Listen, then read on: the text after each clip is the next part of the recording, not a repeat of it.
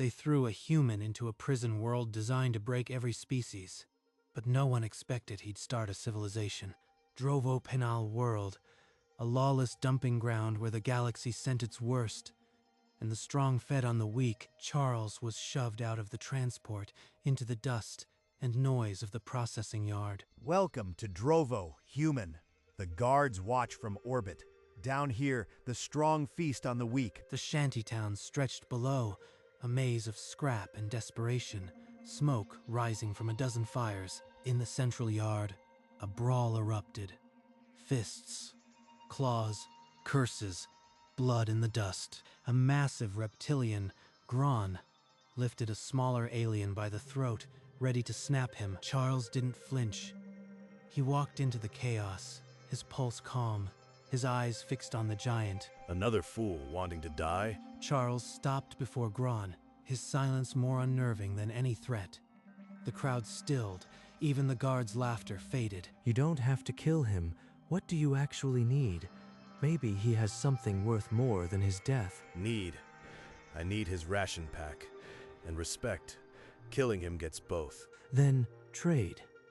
He gives you the rations now, and publicly thanks you for sparing him. That's better respect than fear. No one's ever offered me respect without blood. This human is strange. Fine. Give me your pack, worm. And thank me. The smaller alien handed over his rations and stammered a thank you. The crowd stared, jaws slack. Vash, the feathered avian, recorded the exchange on his scrap datapad, crest twitching with fascination. He didn't throw a punch. He threw a bargain, and it worked. Who is this guy? Gron fell into step behind Charles like hired muscle, the deal already paying respect. The camp's murmur turned to wonder. In the guard tower, the laughter had died. A human had just rewritten the rules of the pit without raising a fist. By dawn, a line stretched out in front of the ration shack, not to brawl, but because Charles had promised fair shares. Everyone eats today. Line up and you'll get your portion.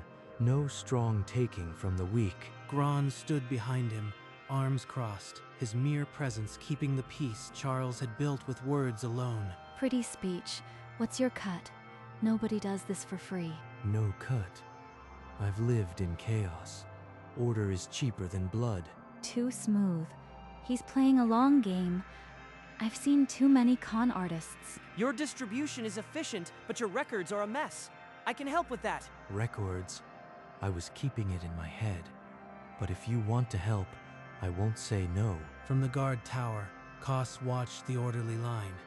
His sneer twisted into something colder. Warden, the new human is organizing the prisoners. They're sharing food, not fighting. This could be trouble. Charles led a dozen volunteers to the silted-up channel, the camp's only source of clean water. Water is life. Clear it today. We drink clean tomorrow. Everyone works. Everyone drinks. If you want to keep breathing, you will follow the human's plan. I'll log who works and who shirks. Fairness requires proof. Lena joined the crew without a word, hauling rocks with grim efficiency, her skepticism still sharp. By sundown, the channel flowed clear. The camp had water, and proof that cooperation worked. Let the human play his little game. It will collapse soon enough. But increase surveillance. I want his every move logged. Look around. Today, we made water flow. Tomorrow, we can build shelter, share food, and maybe, just maybe, live like people. The crowd stirred, not with anger, but with something they'd almost forgotten. Hope. High above, in the guard tower, Koss watched through a scope. The warden's words echoed. It will collapse. But he wasn't so sure anymore. Charles, some of the old ones are grumbling. They say your peace makes us easy prey. Then we give the prey a voice. A circle, where words replace fists. You'll enforce the outcome. By evening, a rough circle of crates formed, the first courtroom Drovo had ever seen. Bring me your disputes, no matter how small. We'll settle them here, publicly. I'll document each case. That way, every ruling sets a standard. Fairness becomes law. The first case set the tone. A broken tool, a debt resolved not by blood, but by shared responsibility. He's doing it again, taking chaos and pouring logic into it. I still don't trust it, but I am watching. Warden, they're holding court, openly. The prisoners are running their own system. Then shut it down. A reminder of who's in charge. Take a squad and break that human. Koss nodded. By midnight, an enforcer squad marched into the camp. Batons live. The squad found Charles at the circle, the crate bench still warm with the last case. I don't answer to you, human. We're taking you. Step aside, or everyone burns. Gron moved faster than anyone expected. A wall of scale and muscle between the batons and Charles. You touch him, you go through me, and then through everyone behind me. You can try to force this, Koss, but look around. You are outnumbered by people who found something to fight for. The crowd pressed in, a wall of silent bodies. Former enemies now standing shoulder to shoulder. The warden said they'd scatter. They're not scattering. Take a message to Tarn. We're not rebels. We're building order. Leave us be, and we stay quiet. Push, and you'll have a riot that gets noticed in orbit. Koss spat on the ground and turned. The squad retreated in silence, their authority left in the dust. The camp erupted in cheers. Lena watched Charles, and for the first time, there was no suspicion in her eyes. Only respect. By morning, Charles stood before a flickering hollow screen. Warden Tarn's chitinous face stared back, mandibles twitching with barely suppressed fury. You think you've won, human? I can still crush this camp with a word. But you won't. A crackdown now looks like you lost control. The orbit monitors would notice. Neither of us wants that. Tarn's mandibles stilled. The human was right. A riot report would draw inspectors he'd spent years avoiding. What do you propose? We self-govern. You keep supplies flowing. Order benefits us all. That afternoon, Charles gathered representatives from every species in the camp. On a patch of level ground, the first council convened. From now on, decisions affect everyone, so everyone gets a voice. One speaker from each group. We vote. I'll log every resolution. This will be our record, our law. The first vote passed unanimously. Fair water distribution. Drovo's self-government had just been born, and Tarn could do nothing but watch. Within days, the camp transformed. An old storage shed became a school. Lena taught letters. Charles himself sat with the youngest. A marketplace opened at the crossroads. Instead of theft, there was barter. Instead of fear, there were smiles. Charles, I've rigged a long-range comms link from salvaged parts. I can reach the next sector. Let's talk to them. Show what we've built. No demands, just conversation. The other camp's leader, a gaunt avian, listened. He didn't agree, not yet, but the seed was planted. High in his office, Warden Tarn watched the comms log. The human was connecting camps. The infection was spreading. No more waiting. If I can't crush him from here, I'll bring in a fleet. Let the Dominions scrub this planet clean. A coded message shot into the void. Prison world, Drovo requires emergency reinforcement. Inmate-led insurrection imminent. A reply blinked back almost instantly. Fleet en route. ETA 6 days. Tarn allowed himself a cold smile, but in the camp below, the council debated trade pacts and school curriculums, blissfully unaware that the sky was about to fall. The next morning, Charles gathered a small team. Gron, Lena, Vash. They headed into the no-man's land between sectors. We walk quietly. No weapons. They need to see trust, not conquest. The journey was perilous. Sandworm tracks and rival gangs. But Gron's bulk and the group's unity kept predators at bay. By nightfall, they stood at the sector gate. Guards watched warily, but the absence of weapons earned them a cautious welcome. The camp's leader, a hardened insectoid, questioned their intent. What did the human really want? I offer no demands, only a model. Order feeds more bellies than chaos ever could. The assembly debated into the night. Then they voted. By a razor margin, the camp chose to adopt the Drovo model. 2 camps. Charles, we're replicating. If this keeps up, we'll have a network. Charles climbed a crate platform in the new camp and spoke. The skull paint, the steady eyes. They saw a founder, not a stranger. On the trek home, Vash's datapad pinged. A decrypted message. Fleet ETA 4 days. Tarn had called the wolves. Now both camps would have to face them. After the others dispersed, Charles and Lena walked the camp perimeter. Lanterns flickered. The distant mountains faded into dusk. You know they're coming for us. If you wanted to run, now's the time. There are ways off this rock. Run where? Back to Earth? To another prison? I am not building an escape, Lena.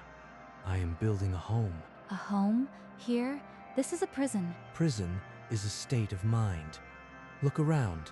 We have schools, markets, a council. That's a community. He means it. Every word. He never was planning to leave. Lena stopped walking. For the first time, she saw the camp as they built it. Not a cage, but a foundation. I was a prisoner on Earth, too, in a different way. Here, I matter. Here, we matter. In that dusk, the Drovo model gained its truest meaning. A human had chosen a prison planet not to survive, but to finally live. Lena didn't answer with words. She took Charles' hand and led him back to the council fire. It was time to formalize. You convinced me. Now let's convince the galaxy. We need a constitution. I've drafted a framework. Elected council. Term limits. No one holds power forever. Charles should lead. He built this. I'll serve, but not forever. 2 terms. Then I step down. No kings. The Constitution was written on scrap cloth, but it was binding.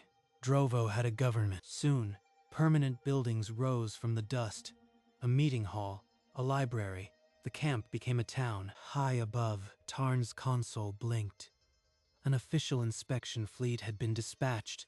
Not reinforcement, but judges. They'll see the disorder and burn the planet clean. Or they'll see the order and hang me for losing control. The camp celebrated its new laws, unaware that the galaxy's judges were already in hyperspace. The next morning, a fleet-wide alert cut through the camp's routine.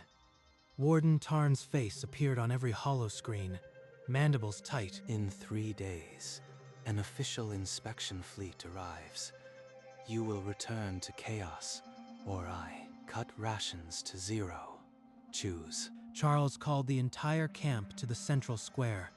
The council ring was silent as he relayed the ultimatum. They want us to pretend this is still a hellhole.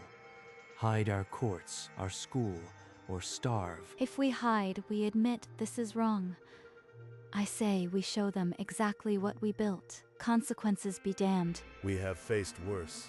Let them judge us. If they cannot see our worth, then their eyes are broken. I've logged every court case, every project. The truth is on our side. Statistically, order reduces violence by 70%. A murmur of fear, then agreement. No one wanted to go back to the pit. Then we vote. All in favor of facing the inspection as we are. Raise your hand. Hands rose across the square, a forest of defiance. The Drovo model would stand in full light, for better or worse. The camp transformed into a beehive. Streets were swept, walls repaired. A banner stitched for the entrance. At night, guards poisoned the east water tank. By dawn, a community-led work crew had flushed it clean. More sabotage. Ration crates, misfiled in the desert. A search party found them before sundown. The community was unshakable. We can't let them present this paradise. Tonight, we take the human. They crept toward Charles's quarters, but Lena had doubled the watch. A shout went up. You again. Don't kill him. We're not them. Lock him up. And in the morning, he gets a trial. Koss was put in a makeshift cell, a tool shed with a guard. The camp buzzed not with anger, but with pride in their justice. You just proved your own laws work, even for enemies. The sun rose on inspection day. The camp stood ready, its banner snapping in the wind, its conscience clear. The inspection fleet broke the sky, sleek silver ships sliding through the atmosphere like blades. Inspector Vell stepped off the shuttle. Her elongated limbs moved with deliberate grace. Warden Tarn rushed to her side, mandibles clicking. A minor disturbance, Inspector. The prisoners have been organizing without authorization. Re-education is underway. Is that why I see clean streets and no fighting? This doesn't match your reports. She walked past him, eyes absorbing every detail. The marketplace, the neatly kept shelters. At the courtroom, she paused. A dispute over tool ownership was being settled by reasoned debate, not violence. She entered the school. Children of different species recited letters together. Lena stood at the front, chalk in hand. Who built this? Who turned a prison into this? Tarn fumbled, but Vell cut him off. I want the leader. Now, Charles was summoned. He walked through the crowd, skull paint visible, and Inspector Vell saw something she hadn't seen in decades. Hope, a plain room, a single lantern. Inspector Vell sat opposite Charles. No guards, no witnesses. You built a society where none existed. Why? Most prisoners dream of escape. Escape to what? Here, I could matter. Human instinct is to organize chaos into community. It's what we do. Fairness is cheaper than blood. Patience builds trust. Give people a stake. They build a home. You held elections. You drafted a constitution. None of this was sanctioned. The Dominion may see it as rebellion. Rebellion, look at the records. Violence dropped 70%. Productivity is up. We're still prisoners, just orderly ones. He's not a rebel. He's a reformer. If I report this as he presents it, I risk my career. If I bury it, I bury the truth. Outside, Warden Tarn pressed a listening device to the wall, mandibles quivering. Every word Charles spoke eroded his last defenses. I've inspected 100 prisons. This is the first that feels like a city. You've done something remarkable. She didn't promise approval, but her tone had shifted. The Drovo model now had a chance, and Tarn knew it. Vell spent the next 2 days in the camp. She interviewed dozens of inmates, alone, without Tarn's guards. Every story the same. This human gave them fairness when the galaxy gave them nothing. In the school, a young child recited the camp's charter from memory. Lena beamed. I used to crush skulls. Now I build shelters. That human showed me another way. Inspector, this human subverted my authority. He's guilty of sedition. Sedition.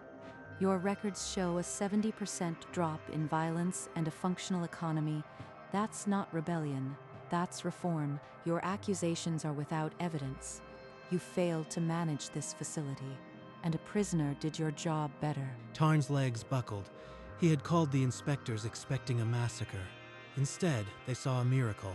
Later, Vell stood before the council. I will recommend this model be studied, not dismantled. Then Drovo is ready to show the galaxy what inmates can become. In a private moment, Inspector Vell extended a data tablet glowing with an official seal. An offer. You can leave Drovo. I'll arrange transport. Earth, if you wish. All we need is your methodology, officially documented. I am not a specimen to be studied. My place is here, with the people I built this with. This isn't a prison to me anymore. It's home. I am not leaving it. Then I'll report the truth. Your model is an asset, not a threat. I'll ensure this camp remains autonomous. She turned and gave a sharp order. Warden Tarn was placed in restraints by his own guards. You can't do this. I am the warden. You were the warden. Now you are a prisoner. Let the Drovo model judge you. Vell sealed the camp's autonomy in her official log. No one would crush this place again. Thank you. Now you know what we can do. Let the galaxy see. The inspection fleet lifted off. The camp's inhabitants waved, their cheers swallowed by the engine roar. Within weeks, Vell's reports spread like fire. The Drovo model became a galactic curiosity. Headlines blared. How one human transformed a prison world. Scholars and governments requested data. In a distant lab, alien scientists studied hollow projections of Drovo's council, market, and school. They're finally seeing it. Not a prison, a prototype. Our records are being downloaded across the galaxy. The Drovo model is officially a phenomenon. They can study all they want. The truth is here, in the ground we walk, the shelters we built. At the camp's center, a new flag was raised, a circle of joined hands, the emblem of the Drovo Accord. This is what we built. Not just rules. A promise. We keep it. And as the news spread, the galaxy quietly studied the Drovo model, while Charles stayed right where he was meant to be. Months passed. The galaxy debated, but on Drovo, life was simple. Charles worked the soil beside Gron. Never thought I'd enjoy farming. But the quiet, it grows on you. In the school, Lena's voice carried through the open windows. Children of a dozen species recited together. Today we learn the Charter. All beings have a right to fairness. Repeat. At the trading post, Vash bartered with a merchant from the second camp. Goods and data flowed freely. Our network now links 4 camps. Trade volume is up 12%. The model works. A new shuttle landed. Fresh prisoners, one. A trembling insectoid flinched at every shadow. Charles approached him. No guards, no weapons. He knelt to the newcomer's level. You are safe here. No one will hurt you. We have rules.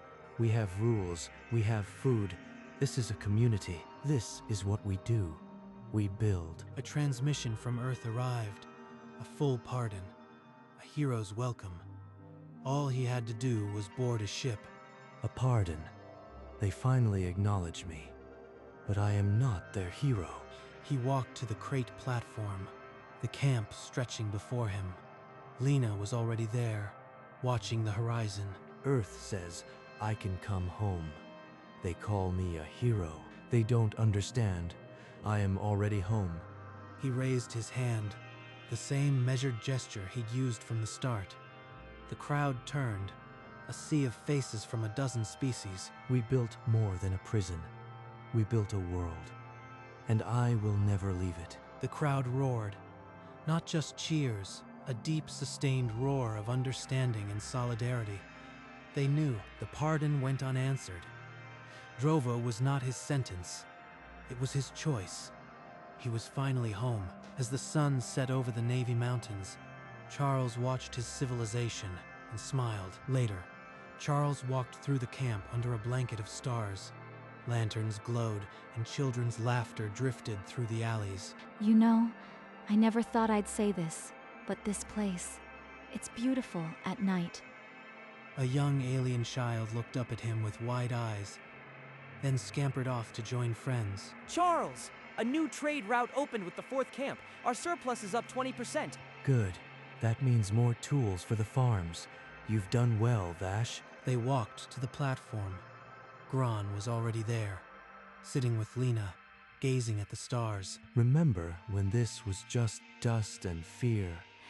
And you turned it into a home. Took a while, but I am glad I stayed. Charles sat among them, the skull paint on his face barely visible in the dim light. For the first time in years, he felt no weight. The camp slept, and the man who built it finally rested. His civilization, his home. Years passed. The settlement became a town, its stone buildings and cobbled streets a monument to patience. A young alien, Darrow, approached Charles on the old crate platform, curiosity in his large eyes. Were you ever afraid? When you first came here, when everything was chaos. Charles paused, and a quiet smile touched the corners of his skull-painted lips. Of course, every day. But I was more afraid of doing nothing, of letting this place stay broken. He gestured toward the town, the schools, the market, the flag, with joined hands. Fear is normal. Letting it stop you is a choice. We chose to build instead. The sun dipped low, casting long shadows over the mountains. Charles's calm eyes reflected the golden light. He had transformed a prison into a civilization, not through power, but through fairness, patience, and trust. And in the end, the human who was thrown away had built the one thing no one could take from him, a home.